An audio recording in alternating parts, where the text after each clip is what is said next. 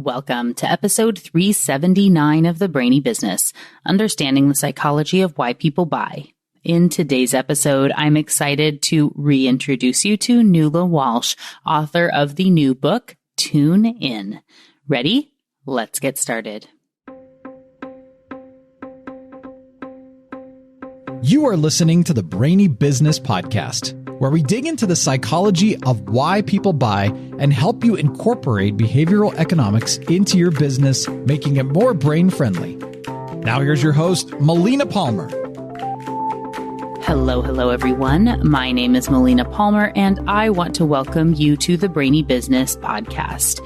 In today's conversation, I'm joined by my good friend, Nuala Walsh, who I'm so excited to have back on the show. Nuala is an award-winning business consultant, behavioral scientist, independent non-executive director, and ex-CMO. As the CEO of Mind Equity, she consults with Fortune 500 firms, as well as human rights and sports associations on strategy, reputation, culture, and behavior change. Recognized among the 100 most influential women in finance, her 30-year distinguished investments career includes leadership positions at BlackRock, Merrill Lynch, and Standard Life Aberdeen, where she served as Chief Marketing Officer, architecting the first global Ryder Cup sponsorship deal in its history. A founding director of the Global Association of Applied Behavioral Scientists, of which I'm a proud member. She also serves as president of the Harvard Club of Ireland and chair of the Innocence Project London. Former vice chair of UN Women UK. Current appointments include council member at the Football Association, non-executive director at the British and Irish Lions and Basketball Ireland, advisor at World Athletics, and the Chartered Institute of Securities and Investments. She has a popular TEDx talk about overcoming indecision, which is of course linked for you in the show notes, and has written more than 100 articles for Forbes, Inc. and Psychology Today, and her insights have been featured in the Financial Times, BBC World Series, Harvard Business Review, and Fox Business. Nuala is a visiting lecturer on business, criminology, finance, and decision-making at NCED, the London School of Economics, and Harvard Kennedy School, and for my class on internal communication and change management via the Human Behavior Lab at Texas A&M University. Trained in forensic psychology and holding a degree in philosophy from Trinity College Dublin, she also earned 2 first-class master's degrees in business studies and behavioral science. I am so excited to have her back on the show today to celebrate the launch of her first book, Tune In: How to Make Smarter Decisions in a Noisy World. Really quickly, before we get into the conversation, I want to be sure you know that there are links in the show notes for everything, including related past episodes, articles, and books, including Tune In, of course. It's all within the app you're listening to and at thebrainybusiness.com/379. Now let's jump right in. Nuala Walsh, welcome back to the Brainy Business Podcast. Thank you very much, Melina. It's great to be here.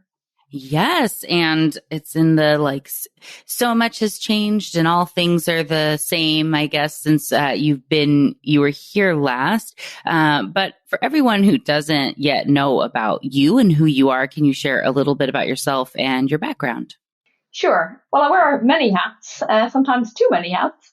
I guess I'm a board director, a consultant, a behavioral scientist, and now an author. But I guess maybe just stepping back a little, the bulk of my career is actually in global investment management, where I spent 30 plus years with BlackRock, Merrill Lynch, and latterly as CMO with Standard Life Aberdeen. But I guess about 5 years ago, I changed direction, went back to school to learn more about human behavior.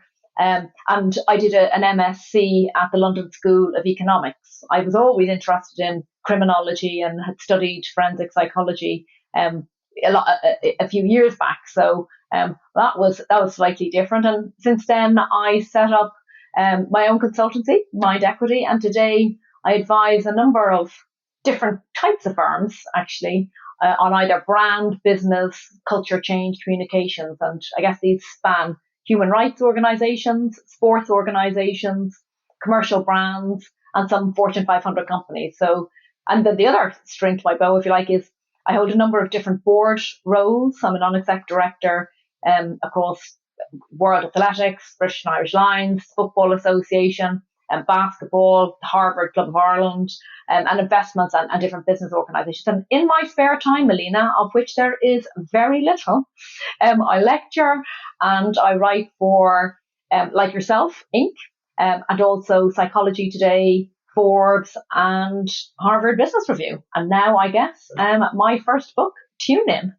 Yay, I know. And as we were kind of talking about in the, I guess our pre-chat, but this episode is coming out. The book is out. It's here. So exciting. And I know we've been talking about your book for quite some time. So I'm so excited that we get to chat about it and share it with everyone today. And there were a couple things you said that I'm going to want to touch on as we go through the conversation for sure.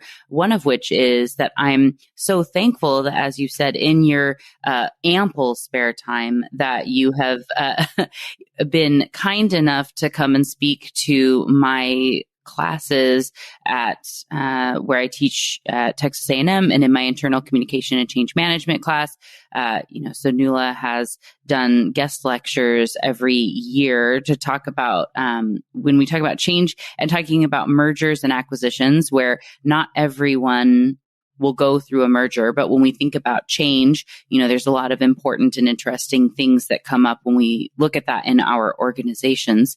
And, knowing from the book and what you've talked about in the classes, there's some crossover there about the importance of tuning in across business in all the ways. But, in a merger may be a point where people kind of tune out even more.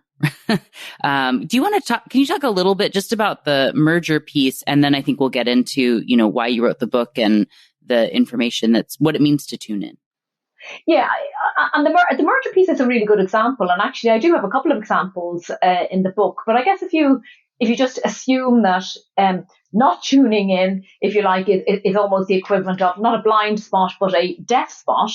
But in mergers in particular, where you have blind spots, deaf spots, and dumb spots, if you like, that plays to the bystander effect, where people don't really speak up. And that's that's evident whether it's in a merger, whether it's in the Catholic Church examples, whether it's in the space program. So we find that everywhere. But in terms of mergers, I think mergers are a hotbed of all of these deaf spots, which is basically where you hear what you want to hear. And I think from a psychology perspective, we all know what that's about. But the problem is that we don't hear what really matters because of this huge range of internal psychological biases that we have. So we default to truth. We hear what we want. We deny reality. We mishear. We rush to judgment. And we get our wires crossed. And it's not just in M&A that you find that. And you can find it at every stage of the merger process. But it's in all types of decision making. But when that happens at scale, and when it's a power holder that's doing that, that's when you get the real problems. That whether it's from a social perspective, or a personal perspective. And I mean, today, socially we talk about activism. We see it from an employee or a customer perspective. You can look at polarization, and we know that's everywhere, and that's a real problem now. And I guess I equate that to tone deaf leadership, if you like. But it's a psychological problem, but one that if when you are tuned in and when you are more aware of these potential problems, the world can be a much better and brighter place. So really, I guess, as you say, tuning in is about being much more aware of these potential missed signals, missed opportunities as well. So it really is just about making sure that you don't miss a neglected source of information. And in a very noisy world, it's much harder to hear what really matters, and we know that people feel really, really unheard today. My own opinion is, it is one of the most underestimated risks, and companies tend not to talk about this type of risk. They're focused on economic risk, technology risk, climate risk for obvious reasons, but human risk, human decision risk, as I think you very much appreciate, is huge. It's underestimated. but it is in this case, I think, triggered by our tendency to just tune out what really matters. Yeah, definitely. And I think it's such, it's a aptly named title, which, obviously you spent time selecting that focus for been there, with the book. But when you think about kind of common advice is like, just listen up, pay attention, look around. But if I'm listening to the wrong station, it doesn't really matter because like there's this other thing that's being broadcast. I'm like tuned in, my dial's not on the right frequency. So I'm not even hearing it or seeing it. And then I'm not able to say anything about it. So, I think that is really important. And I guess hopefully a good segue into why there's a problem of people, not being able to listen or see properly. Like, how do we know if we're listening to the wrong station, I guess, and what can we kind of do about that? It's the wrong station, but it's also that there are too many stations. So the problem is in a noisy world. I mean, which station? There are too many, and common wisdom or common advice is often you've got to listen to every voice. So in a world of equality, but every voice isn't always the right voice. So people tend to listen to the first voice they hear, the most senior voice they hear, the most popular voice. So even being aware of those kind of elements, I think is a really good first step. And your point about it, but then what kind of voices you have the voice of conscience or the voice of convenience or the voice of common sense or curiosity. And I think it's how do you know which is the right one is sort of a harder question to answer. How do you know which is the right one? You certainly will know soon enough when it's the wrong one, because as you know, yeah. the impact comes out, it pretty clearly. But what I've done is I've tried to break down into the reasons why. So I guess the book is in two parts. It's the reasons why you aren't listening in the first place, or you're choosing to listen to a certain voice. So, for example, the psychology of egos is kind of an easy one to work out. But when you're hunting power, or you're afraid of losing power, you can think Donald Trump, or your focus is incredibly narrow, and therefore you're only listening to what suits you, to what you want to hear. And by definition, the argument that I make is to try and get people even to just pause, be more selective, take those extra few seconds, which science proves even a few seconds makes a massive difference before people rush to judgment. So, but the problem is in a fast-paced world, in a noisy world, we don't slow down. We rush to judgment. We take the first thing that we hear at face value, and we get our wires crossed, and all of these other mistakes that people are aware of. So whereas you can blame data overload, distraction, disinformation, and digitization and every other, contextual factor, the answer is also in your head. There are too many voices in your head. We all have them, and it is really difficult. But if you're at least aware of some of these, what I call the misjudgment traps and these deaf spots, makes life a lot easier. It's not a guarantee, but it is a guarantee that you'll at least do better if you're aware of these than if you're not. So what I've tried to do is synthesize. There are 200 biases. I've synthesized into 10, about 70, into 10 core misjudgment traps that spell out perimeters. So, for example, P for power, ego, risk, identity, memory, ethics, time, emotion, crowd, and stories. Now, you put that together and it spells perimeters. And the whole point is that unless you expand your perimeter thinking, and at least question what you hear in high stakes situations only, obviously, because you can't do it all day or you'd never make any decision, it's a really good way to actually be able to identify where you are at risk of making mistakes, or where you can see other people in your team or around you are at risk of making mistakes, or you can use any of these explanations to explain prior mistakes as well. So for me, I think it's a great way to explain your past errors, and we all struggle with the mistakes that we've made in the past. But this helps you explain them at least, and then through explanation, through learning and being more aware of them, it does help prevent you repeating them in the future. Yeah. And thank you for that wonderful explanation. And I know I had mentioned to you, I wanted to ask this question, and it's now combined with a new question because that's just sort of how things happen here. So you were mentioning, you went through the perimeters piece, and for everyone who was going along and spelling with you and then heard where you said crowd for the last R is relationships, right? I have it written down here. So it's like PERIMC, right? Let's get through. So we've got that on there for people as they were kind of going along.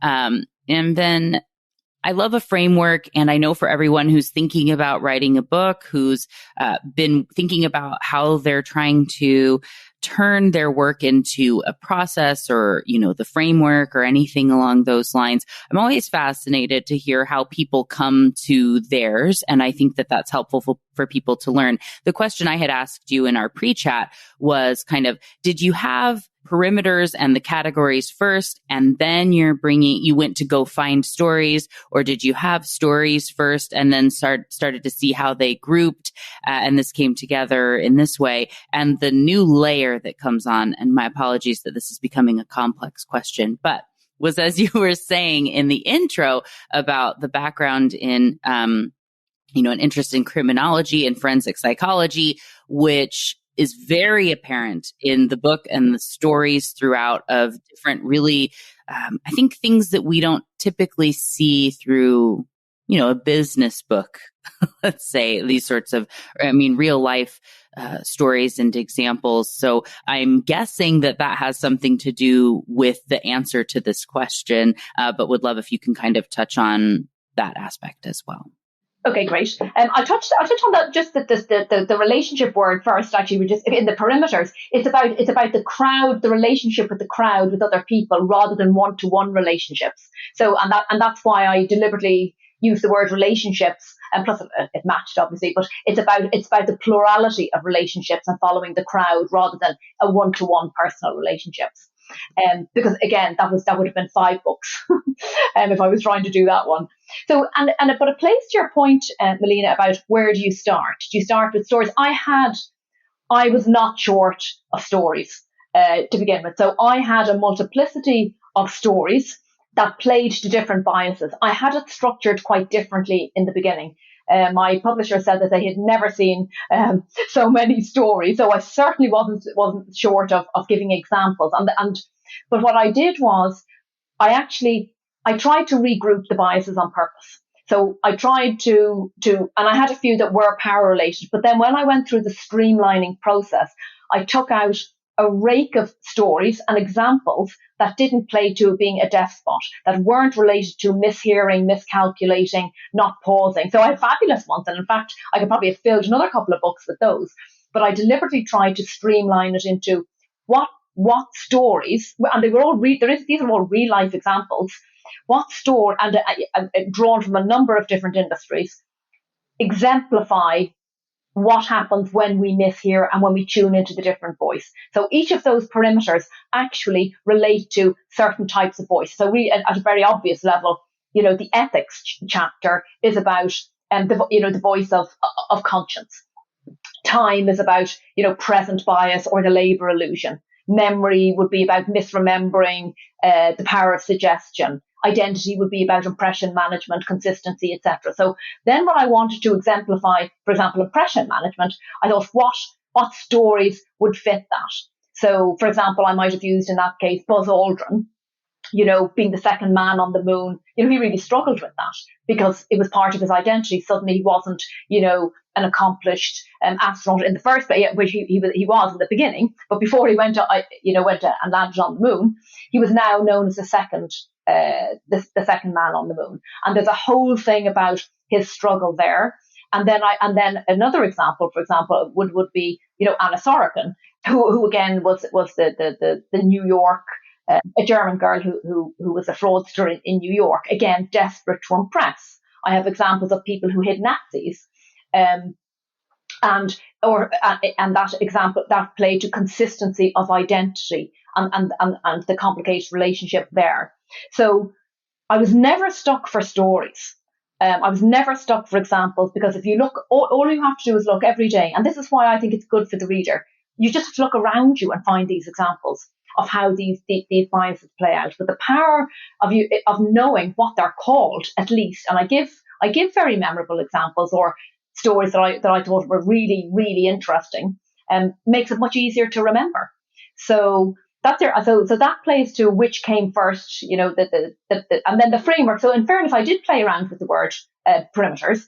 I did play around with different words. I think I had impatience. It did slightly. If I'd changed the word, it had the word impatience. Actually, I was able to make out of it as well, just by changing the words. But I felt that would suggest that the book was about speed, and it is slightly about fast decisions. That wasn't the whole point of the book. It is about not slowing down, yes, but it's about broadening your mindset, broadening the range of alternative interpretations that what you hear might enable. So I did play with them, and I felt, and there were some I left out as well, because to be fair, it's a very high level introduction to those. It's also a fantastic framework for a behavioral scientist that wants to put together, the P for power, and what are the 4 or 5 main decision derailers that can come into play when you're talking about either hunting power, craving power, or trying to preserve power, as an example. And then you mentioned the forensic psychology piece. You're right, there are quite a few examples there, but I deliberately have a spectrum of, and I almost counted out to make sure that I had enough of a spread of stories. There are business stories, there are plenty of CEOs in there, and plenty of financial services examples. You've got the Ponzi schemes. I've got Blackstone, I've got BlackRock, I've got a huge number of business leadership examples. But I do deliberately juxtapose them with stories from space, or from the medical world, the legal world, not just the serial killers, but actually from misconduct. I have professors, I have academic professors in there, I have politicians, I have pilots, and I have parents. I have very well-meaning parents who tuned out, didn't listen when it really mattered, to their children, to other people as well. So I deliberately tried to make it as representative as possible, because human behaviour covers everything in that space. So you've got your journalists as well in there, and you've got your ordinary non-CEOs. You've got ordinary individuals trying to climb the ladder, as we've all done in our day. And I think what this does is it points to the errors that you make when you are trying to climb that ladder, and you are trying to impress, be successful, etc.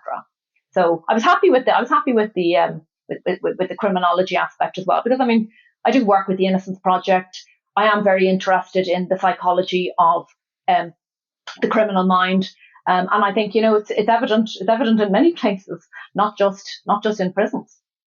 Yeah, well, and I think really when we think about the true crime type of podcasts and the shows that we watch, and of course, like you said, having Anna Sorokin, or however we're supposed to pronounce her fake name, I all I remember is from the Netflix documentary of it, that she said that people are so basic. With my husband, I will say that all the time, that things are basic.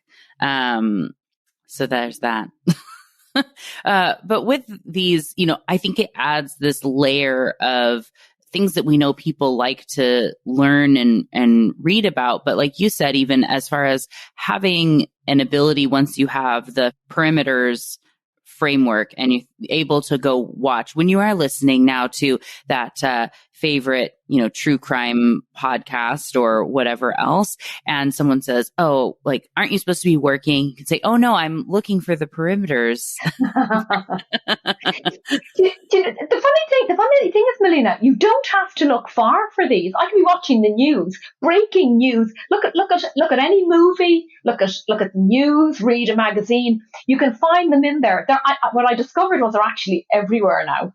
So I could be updating this. And my favorite hobby now is almost to take something that's in the news, something that's happened, and work out, well, which of the perimeters, misjudgment traps are these, and which are the driving biases that explain it. And as you well know, we don't oversimplify. It's never one.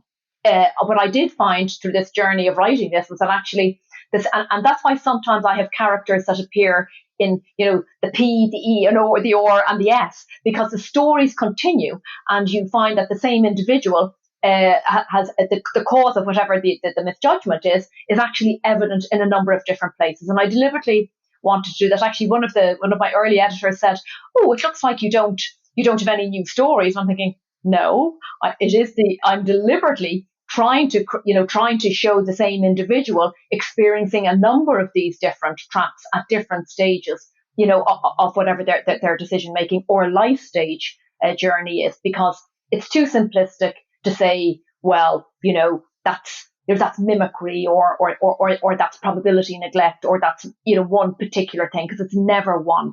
And that's what I call the force multiplier effect.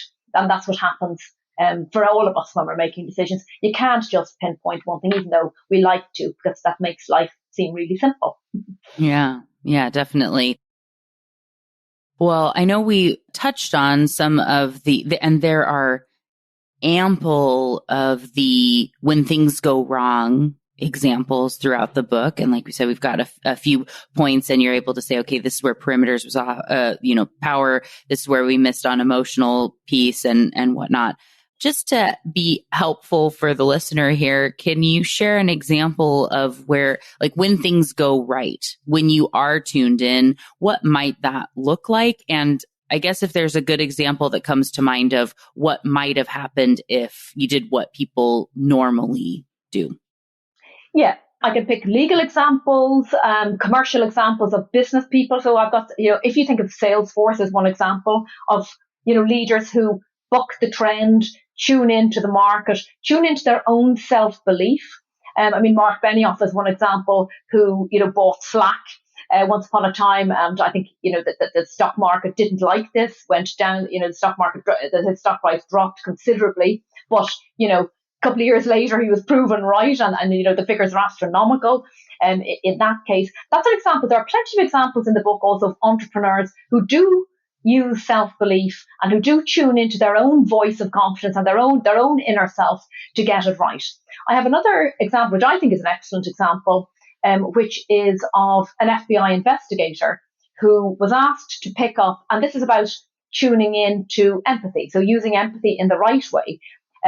So he was asked to pick up a witness in a particular case, and the witness, the FBI investigator took the wrong route on the way home and on the way to the office, and a 45-minute trip turned out to be a 90-minute trip. But he empathized hugely with the fact that it's just coincidentally, this FBI investigator, his job was to track missing children.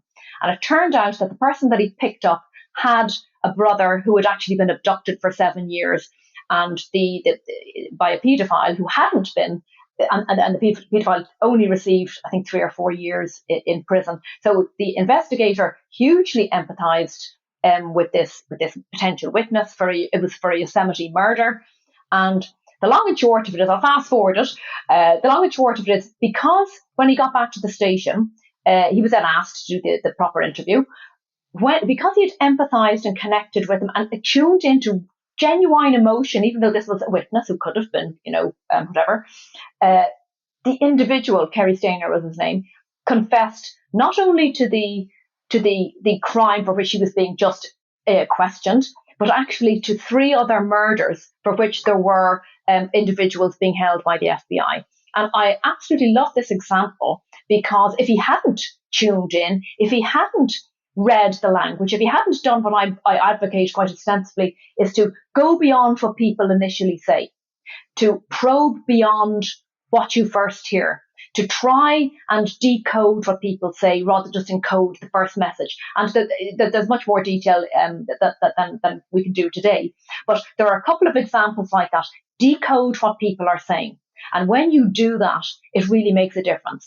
There are plenty of other examples. I'll give you just this last one. For example, lawyers, sometimes they win. The outcome mightn't be the outcome you want, but Johnny Cochran, for example, is famous for getting a lot of winning a lot of cases. Whether he should have or not is another thing. The point is, he used the power. He reinterpreted what was happening at a given point of time in society, and he used that messaging to make a difference and to get his client to win. And that was in the O.J. Simpson case. But he did it brilliantly. And there are plenty of examples of people and professionals who use tuning in properly to either make a difference to clients, to employees, to their company, to their organization, and for society at large. So I've deliberately, in every chapter, I deliberately also have, as you say, enough positive cases where people have done it right, so that you can see the power of what happens when you actually tune in. And when you tune in, other people hear you. So it's interesting that we all think people hear us, but there is actually technically only like a 25% efficiency level for listening. So this isn't about listening better. It's about decoding and reinterpreting what people say when it really matters. Yeah. Well, when you just said when you tune in that people hear you, right, it made me think of the example from, and I don't remember the name of the person, but in the Bernie Madoff, right? Yeah. Do you want to share a little bit about that? So there was the guy that had looked at it and said, after 5 minutes, I can tell you this is right, and had reported, and people weren't listening. Yeah. That's right, and he was 9 years. Harry Markopolos, well known. He had identified. I think he raised 29 red flags. He tried over 9 years to report this to the SEC in the States, both in Boston and in New York. I think he even might have tried DC at one point. And again, that goes also. There's a slight reason that we hear what we want to hear. And there was also something in there about the messenger effect, which is why I say it's never just one thing. He wasn't in the in-group. I don't think he looked like the people that he was trying to, communicate to. And as we know, first impressions count. We tune out people who don't look like us, sound like us, or have anything in connection with us. And again, all of these factors, I think are really important when you're trying to make something that a really important decision, whether for yourself or for your family, or for your organization. Yeah, and I think it's important on that flip side too, right? So the piece being, if you're the one who's making the decision and not tuning into the tips, that's something that we can say, does this person, do they look different than me? Do they sound different than me? Is there some reason that I'm missing? And if you're the one that's pitching the thing that is going to be a hard sell, or if you found out it's going to be a difficult hard sell, what might you do to help it so that that message is more likely to be heard, and that the person on the other side is more likely to tune in and not kind of write it off before it even has a chance to break through? And this is a bit of like, well, that shouldn't matter, as we say with everything in the behavioral science sort of space, right? We shouldn't judge the books by their covers. People just should learn to not do that. Sure. And our brains are wired in a way that these things do happen. So now that you understand what these perimeters aspects are, if you can be thoughtful to them, it will just make it that much more likely that the message will get through. And then you have an opportunity to help make it better for the next person. That's right. And it's not people's fault. I mean, it sounds like a funny thing to say, it's not our fault, but it isn't. In a really noisy world, I mean, the context is just against us slowing down, taking this time. Everyone's under time pressure. There is too much information. There is too much, do it now. The most, decision makers are promoted when they make quick decisions, not necessarily best decisions. So in some respects, you have to fight against this. And, there is a crisis of tone deaf leadership, en route, and companies are at risk if they don't try to at least pay more attention to this. Because there are unheard voices, missed signals, and it's avoidable. This error really is avoidable, as you say. Yeah, I love that. Well, the last part of the book, you give some really helpful tools broken down into their own framework of sorts, right? So we've gone through perimeters, and now as we're looking for opportunities to help ourselves tune in, it's an interesting way that you grouped that one as well. So I think this has its own opportunity to have a framework conversation if you want to talk about how you put that together for the end of the book. Yeah, and again, I broke it down into I have 18 strategies. Now they're quite simple strategies. They're ones that people may or may not be familiar with. I deliberately wanted easy ones, and they weren't going to be too difficult to practically implement. I broke them down into 5 words and spelled out Sonic, SONIC. But it was really just that. I mean, the essence was quite simple. The essence was just about slowing down and finding easier ways to reinterpret what you hear, not to jump to the default answer, to reinterpret yourself, to reinterpret other people. And because actually science has shown, and in my research I found this, that even just a couple of seconds, if someone asks you a question and we all jump in with the answer really quickly, how many of us actually pause to reconsider the answer? Probably we don't do it as much as we should. But what one of the studies showed that, in a school environment, a teacher-pupil environment, that even slowing down 2 to 3 seconds, the teacher slowing down and not answering for 2 to 3 seconds, that the students and the children had far better quality judgments than if the teacher jumped in with an answer, or they said, they hurried the child along. So, I mean, we know this from Kahneman's work, System 1, System 2. It isn't just System 2 slow down, because even System 2 is incredibly flawed. This is about not forgetting the middle step in decision making, which is about reinterpreting. So reinterpreting what you hear, not just assuming that what you hear is right. And so that does take a little bit of time out to tune in. And what I do encourage is what I've called decision friction. Now, in behavioral science, we all know that friction is a pain. How long does it take you to cancel a subscription? I had to phone someone, a media company this morning to cancel. They couldn't just give me a button to press to cancel. I had to phone them, which is friction, which is painful and annoying.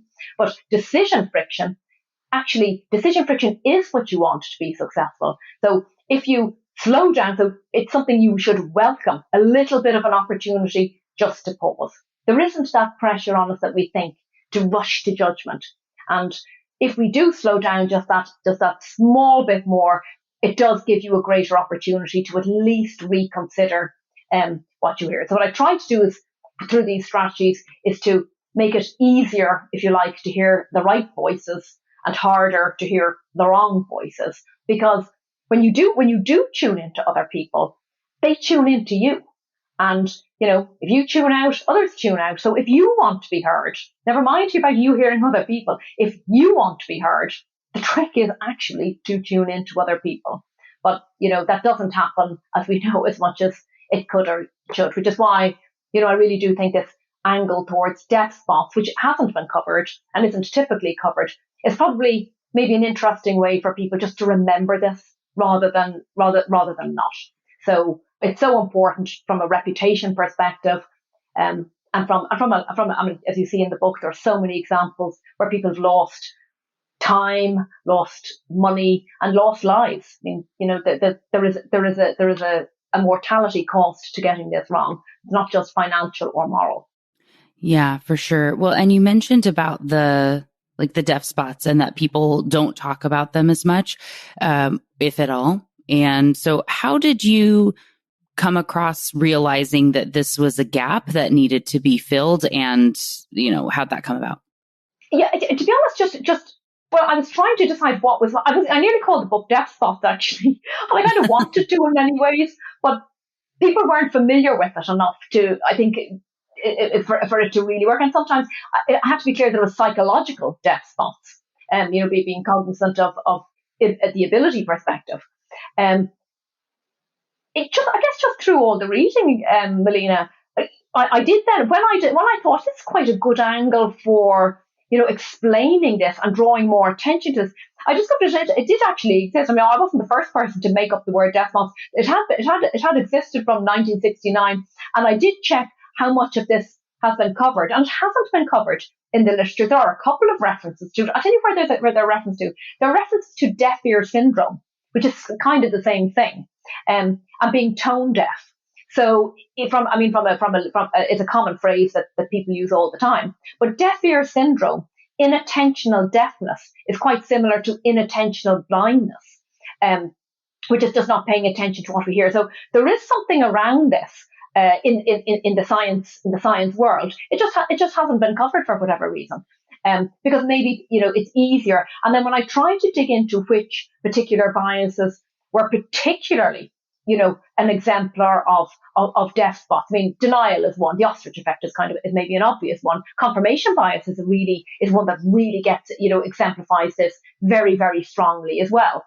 The messenger effect that I'll only hear who I want to hear, and the beauty bias, which is there's another angle in the whole book, which is we rely on what we see, not what we hear. And so there's a whole thing about, the power of the visual rather than the oral. And we know that we make decisions for reasons of physics, neuroscience, and education. We jump to conclusions because of what we see, not what we hear. And there's plenty of evidence for that as well. So I covered that a little in the beginning, just to make the difference between blind spots, deaf spots, and dumb spots is, of course, not speaking up. And if you don't speak up, well, how can people hear or understand what you're actually saying if you don't speak up? So they're all interrelated, and I call that the trilogy of error.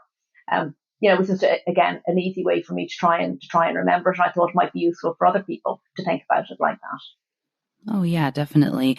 And as we've already said, there are so many wonderful examples throughout the book and great frameworks to help people. It's definitely, like you said, chock full of stories that help us to keep going, even if, it's like sometimes, you're reading a book that's a business book and you think, well, I'll come back. You're like, but what's going to happen, right? It's got the thriller sort of aspect in this tied into, which I really love and appreciate. Not that we would need it, because the book is obviously very interesting and captivating on its own, but it's a really interesting perspective that we don't necessarily see often in business books. So for everyone who is excited to go get their copy of Tune In, which, as we know, just came out this week for when this episode comes out, and they want to connect with you and learn more, what is the best path for them to do so? It's available on all the main channels, Amazon, Barnes & Noble, Waterstones, or directly on my own website, nualagwalsh.com. Wonderful. And we'll, of course, link to that in the show notes to make it easy for everyone. And thank you again, Nuala, for joining me once again on The Brainy Business. It was, of course, a delight to have you. Well, thank you very much, Melina, and thank you for all of your support throughout the whole process. As an accomplished author yourself, whose third book is coming out this week, may I say. So best of luck to you with yours. Of course. Thank you. Thank you so much. Thank you again to Nuala Walsh for joining me on the show today. What got your brain buzzing in today's conversation? For me, I am, of course, always so delighted to chat with Nuala. We finally met in person for the first time last year when I was in London for a couple of weeks finishing my third book, The Truth About Pricing. And Nuala has been an early reader, providing thoughts and feedback on all three of my books. As I mentioned at the beginning of the episode, she has also been a guest lecturer for my class on internal communication and change management, where she talks about mergers and acquisitions and how behavioral science can help them to be more effective and less likely to fail. It's always a student favorite. We've been talking about her book for such a long time. I'm so beyond delighted for her that it's finally here. It's a really interesting read with so many stories across history and from around the world, from musicians to the boardroom, cults and con artists, and everything in between. The insights help the reader to understand their own blind spots, deaf spots, dumb spots, and how to tune in a little better, to pay attention when it matters and act when you should. It's a great book from a wonderful friend of myself and the Brainy Business. I absolutely recommend it. And of course, to make it easy, there are links in the show notes for everything, including to connect with Nuala, get your copy of Tune In, check out related past episodes and articles, and more. It's all waiting for you in the app you're listening to and at thebrainybusiness.com/379. And thank you again to Nuala Walsh for joining me on the show today. It was a delight to chat with and learn from you. Join me Tuesday for another brainy episode of the Brainy Business Podcast. It's going to be a lot of fun. You don't want to miss it. Until then, thanks again for listening and learning with me. And remember to be thoughtful. Thank you for listening to the Brainy Business Podcast. Melina offers virtual strategy sessions, workshops, and other services to help businesses be more brain-friendly. For more free resources, visit thebrainybusiness.com.